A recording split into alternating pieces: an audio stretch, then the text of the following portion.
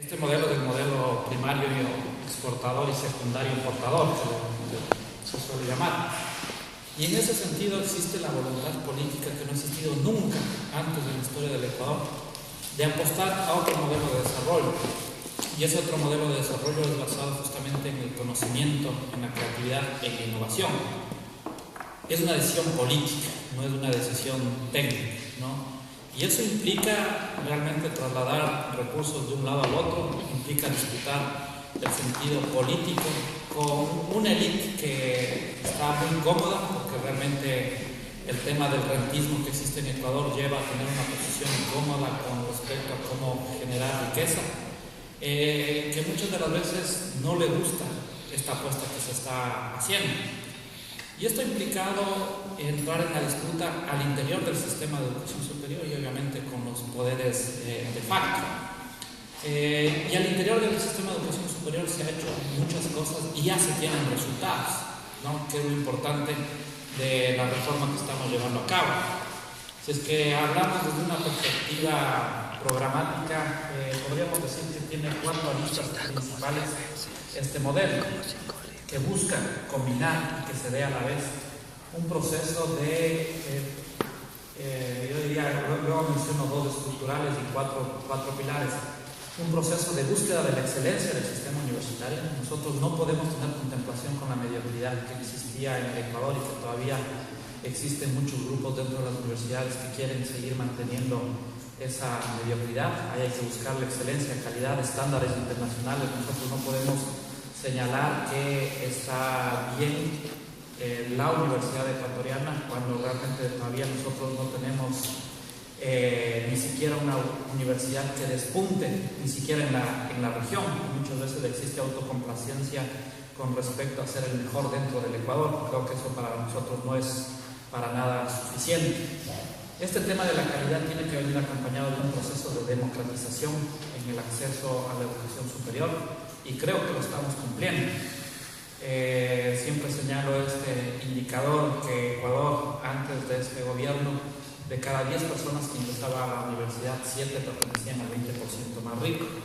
Con la gratuidad de la educación superior, con un sistema meritocrático de función de actitudes, más el tema de la política de becas para los más pobres, más el tema de lo que en este momento se está haciendo para quitar las barreras a nivel de primaria y secundaria, se está dando un proceso de incremento en la matrícula de la educación superior de los quintiles más pobres. Se ha duplicado la matrícula de la educación superior de los quintiles más pobres, de los indígenas, de los afroecuatorianos. Está viendo algo que generalmente en la literatura de la política de educación superior nunca había pasado. Siempre los gobiernos tenían que tomar una decisión. O nos vamos por una política de silencio, completamente meritocrática. Eso implicaba un trade-off frente a la democratización. Entonces solo accedía una élite. O nos vamos a un proceso, generalmente se usaba la palabra masificación, y eso implicaba que nos íbamos en detrimento de la calidad. Solo estamos haciendo y hemos demostrado que podemos hacer tanto calidad como democratización, pero a su vez aparejado de 2 temas fundamentales que tienen que ver con la pertinencia, un sistema de educación superior pertinente con las necesidades del país. Lo que se llevó a cabo en el Ecuador es tener un sistema, yo lo llamo completamente autárquico, un sistema universitario que no respondía a lo que necesitaba el país, ni siquiera bajo el propio patrón de acumulación del país, pero para un proceso de transformación, ¿no? Y esa pertinencia también hemos dado los incentivos suficientes a través de la nueva fórmula de distribución de recursos, una nueva oferta que estamos sacando en términos de institutos técnicos y tecnológicos, un nuevo sistema de aprobación de carreras que lleva a tener una vinculación de una universidad en función, en este caso, de ese cambio en la matriz productiva que buscamos. No es fácil, porque no se puede cambiar de la noche a la mañana, pero simplemente yo doy un ejemplo que de toda la oferta del sistema de educación superior, el 33% eran administradores de empresas, ¿no? Y el 1.6% eran una oferta dedicada a las ciencias fundamentales, principalmente, casi el 2% física, matemáticas, química, principalmente, si descontando el tema de biología, que dan unos pocos puntos porcentuales más, pero tener esa correlación del uno con el otro, te das cuenta de qué es lo que estaba pasando en el sistema. Todavía no hemos cambiado eso, está cambiando poco a poco en términos de la aprobación de las carreras y de los incentivos que se tienen que dar.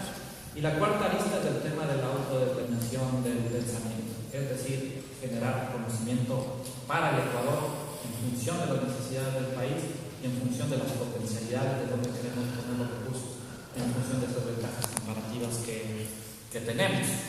Esto no es un tema que se hace de la noche a la mañana, pero tenía que empezar en algún momento esta transformación.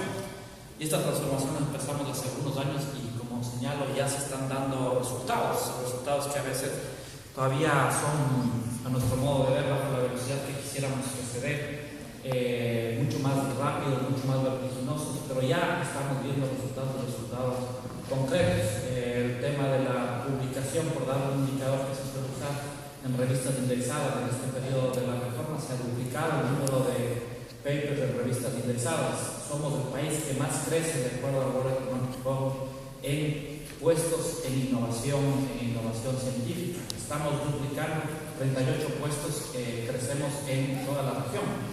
Estamos también en este momento, si es que las universidades cumplen lo que tienen que invertir en investigación científica, vamos a pasar del 0,4% del PIB al 0,74% del PIB, es decir, vamos a duplicar. Entonces empiezan a ver ya resultados de lo que estamos haciendo en términos de política pública. Pero sin lugar a duda, lo más importante de la reforma, al final de cuentas, termina siendo el talento humano, tanto para el propio proceso de reforma del sistema de educación superior, como para la articulación de la educación con las transformaciones del aparato productivo. La política de crear nuevas universidades, pasa a ser un tema fundamental, en lo cual un nodo de uno de los principios del sistema de educación superior es la política de integralidad del sistema. Y aquí a veces no se ve o no se hace un análisis de la historia, pero en este momento nosotros estamos haciendo dos reformas a la vez, cosa que no se había hecho antes en el Ecuador. A la vez que estamos haciendo la transformación del campo de la educación superior, estamos haciendo la transformación del sistema de educación básica general. Y esto da una ventaja, porque generalmente lo que había antes del Ministerio del Ecuador es que por un lado se hacía la reforma y después del campo de la educación superior, y en otro momento se hacía la educación superior. Entonces no había integralidad desde el principio que pusimos en la Constitución de los dos sistemas. Y en este momento justamente se están articulando principalmente a través del nodo profesor. A veces nos dicen, bueno, ustedes tienen una velocidad en el sistema de educación superior que no va en la misma velocidad del sistema de educación general. Pero nosotros hemos visto que el nodo de transformación del sistema de educación general, del bachillerato, del colegio, está en el profesor. Al final el profesor, donde se educa en el sistema de educación superior. Entonces, que no cambiamos el sistema de educación superior, no se va a dar esa articulación para el cambio estructural del sistema. Es que nosotros dejamos la misma estructura de profesores, realmente va a haber un problema en el sistema de las escuelas, en el sistema del colegio. Entonces, el tema de la autodeterminación, del conocimiento, del pensamiento pasa a ser un tema fundamental. Y ahí, a veces, por decir las cosas como son, por decir las cosas de frente, obviamente causa reacción dentro del sistema universitario. Cuando nosotros vemos, por dar un indicador, por más criticado que sea, que es el número de patentes, nosotros vemos que en los últimos 10 años el sistema universitario ha patentado 1.3 patentes por año, ni siquiera una patente por universidad. Estamos hablando que antes había 70 universidades, ahora hay 55, pero en 10 años una patente por año, es decir, casi 10 patentes en sociedad el sistema universitario. Una universidad no puede ser llamada universidad si no genera conocimiento. Y eso ustedes más que nadie saben eso, ¿no? No solo es transmitir conocimiento, ¿no? Si es que nosotros no tenemos la capacidad de generar conocimiento, nosotros lo que estamos es reproduciendo lo que suelo llamar un neodependentismo. Antes era el dependentismo de la manufactura, ahora es un dependentismo en el capitalismo cognitivo de la mente, factura, de las ideas, del conocimiento, de la tecnología. Y obviamente si nosotros no producimos ese conocimiento de tecnología en función de lo que necesita el país, vamos a ser dependientes para toda la vida. familia. Por eso es que apostamos justamente a esta transformación en este campo. Y al final de cuentas, en términos estructurales, lo que nosotros estamos buscando es la recuperación de la autonomía de la universidad, una autonomía responsable, completamente a diferencia de lo que se suele señalar. En el diagnóstico que hicimos, creemos que la universidad perdió su autonomía. Fue una universidad completamente autárquica, ¿no? Autárquica a las necesidades de la sociedad, y fue una universidad heterónoma, en el sentido de una heteronomía frente o una dependencia frente a la búsqueda de recursos económicos. No es fortuito que inclusive las universidades estatales tengan una oferta ligada a carreras que son de bajo costo y de alta utilidad, como por ejemplo la carrera que se acaba de mencionar de administración de empresas, y aquellas otras carreras que son mucho más costosas, menos rentables, no se hayan ofertado.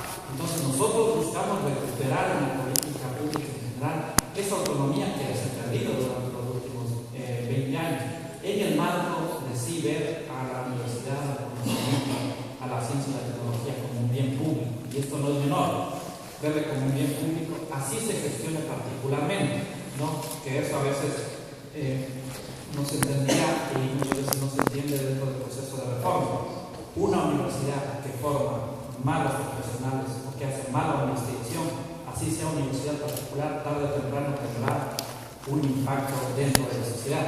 Por lo tanto, implica que nosotros tenemos que recuperar el sentido de lo público de la universidad ecuatoriana, más allá de quien gestione. Y obviamente esto implica también recuperar el principio constitucional que tiene que ser sin fines de lucro y que busque una igualdad para todos los ecuatorianos. Creo que estamos avanzando en la dirección correcta. Creo que tenemos que corregir algunos errores. Yo siempre recuerdo una frase del primer día, casi más de 7 años, como presidente de la República, que señalaba que yo soy de las personas, decía el presidente, que prefiero lavar 100 platos de romper 10 a lavar 10 y no romper ninguno. Obviamente que nos vamos a equivocar, ¿no? Pero de lo que hemos avanzado, realmente creo que ha sido una velocidad bastante importante. Creo yo que tenemos que seguir con la misma vertiginosidad de la transformación. No podemos parar. Hemos perdido muchísimo tiempo. El rato que hacemos visitas, con yo hemos podido visitar los mejores centros del mundo, de universidades, centros científicos. Realmente nos falta mucho trabajo por hacer, pero de nada sirve tener una linda infraestructura en el país, no sirve una linda infraestructura científica si no existe el talento humano que realmente permite hacer esa transformación. Por eso esa apuesta justamente al tema de las becas, por eso esa apuesta justamente al tema de los prometeos. Aquí no es una cuestión de neocolonialismo como a veces se nos ve. Nosotros por principio creemos en la ciudadanía universal, por principio creemos en la ciencia sin fronteras. Y por principio también sabemos que este momento no es que estamos, como suele decir la derecha, desconectados del mundo en términos de bienes y servicios del comercio mundial. Lo que estamos cerrados es en términos de conectividad cognitiva con el resto del mundo. Y es por eso que justamente también ustedes juegan un rol fundamental en esa conexión con los grandes centros universitarios, con los grandes centros científicos, académicos del mundo, y que obviamente a su retorno se continúen con esa perspectiva de buscar redes. El proceso de reforma de la educación superior no es un proceso que busca tener 55 universidades de buena calidad. Yo siempre señalo, han existido 3 olas en los últimos casi ya más de un siglo de reformas del campo de la educación superior. La una fue la del 18, que se buscaba una autonomía frente a la Iglesia, frente al Estado. La segunda, que se completó, porque la de los 60 no se completó en términos de resultado, fue la neoliberal, que buscó una mercantilización y una privatización del campo de la educación superior. Y esta tercera, que buscamos recuperar el sentido de lo público, lo común y la autonomía responsable del sistema de educación superior. Y en ese marco justamente estamos avanzando y tenemos que entrar en una segunda fase, ¿no? En una segunda fase que no podíamos haber empezado si es que nosotros no había un proceso de depuración del campo de la educación superior y de tener la regulación que permita ya marcar la cancha en términos de, antes no teníamos una carrera de docente investigador, no había una carrera del investigador, el profesor era muy mal pagado, por eso ahora hemos subido los salarios, obviamente ya no en función de que te suban los salarios si es que pasan los años, sino es importante la experiencia, pero asimismo es importante la producción científico-académica. Y aquí hay una pelea, que va a ser una pelea intergeneracional.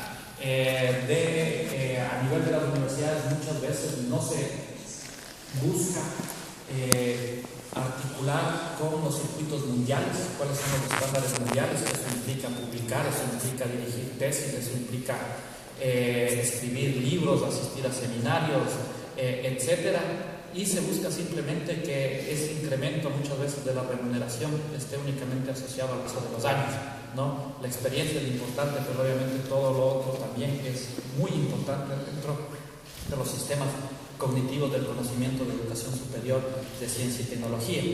Pero el siguiente paso que tenemos que dar es justamente la articulación del sistema de educación superior con un sistema que no existe, que es el sistema de ciencia, tecnología e innovación dentro del país. Es por eso que en este momento estamos, ustedes podrán ver, y más bien ahí les sugeriría ver si es que pueden darnos todos los comentarios que tengan al Código Orgánico de Economía Social del Conocimiento y la Innovación, que es la pata que falta para articular la universidad con la sociedad, con el aparato productivo, justamente a través de la ciencia, la tecnología y la innovación. Este código lo hemos llamado, está en un proceso de discusión, lo estamos discutiendo a través de un estilo Wikipedia, que hemos llamado el Wikicoes Nazi, en las cuales los estudiantes, las personas que quieran aportar al debate, ponen sus ideas, ponen sus artículos, se va discutiendo y en función de un borrador que existe en este momento se va construyendo. No va a dar resultados y quizás el ejemplo de lo que ha pasado en España tenemos que reflexionar al respecto. Aquí se apostó mucho a las ciencias fundamentales, pero no necesariamente a que esas ciencias fundamentales tengan un impacto dentro de la sociedad a través de una ciencia aplicada. Creo yo que a diferencia de lo que existe en Europa, Ecuador no puede dar no puede hacer, dado su estructura económica, apostar a esas ciencias fundamentales, sino tiene que haber una combinación, en lo cual el primer paso es tener unas ciencias para la transformación social, unas ciencias mucho más aplicadas, sin dejar de lado las ciencias fundamentales, pero no puede hacer solo ciencias fundamentales, porque nosotros tenemos que acortar pasos y esa ciencia y ese conocimiento y esa tecnología tiene que tener impacto dentro de la sociedad dentro del primer momento. Y por eso, justamente una vez más, el punto que articula todo esto es el talento humano. Entonces, realmente cuando estoy de visita, puedo visitar a otros países y reunirme con ustedes, que son ese eslabón, son lo que motiva a toda la política pública, a la política pública más estructurante del sistema de educación superior. Realmente me siento muy contento una vez más de estar aquí con ustedes y sientan siempre que, bueno, nosotros estamos de paso, pero lo más importante que está haciendo el gobierno es la formación de su talento humano. Y ustedes juegan un rol histórico dentro de quebrar justamente con la historia, porque sin ese quiebre de historia el país no irá adelante. Muchas gracias siempre a ustedes por apostar al país y siempre cualquier cosa que nosotros podamos ayudar para mejorar, como digo, siempre habrán problemas, siempre habrán barreras, pero sepan que en este caso tienen un gobierno que está a su lado y que todo lo que tenga que hacer para mejorar, vamos a continuar en esa línea. Muchas gracias una vez más por estar aquí. Muchas gracias. 23 de abril del 2014, desde el aula Capella de la Universidad de Barcelona, el economista René Ramírez, secretario nacional de la CNCET. A continuación, Guillaume Long, ex director del CEACES.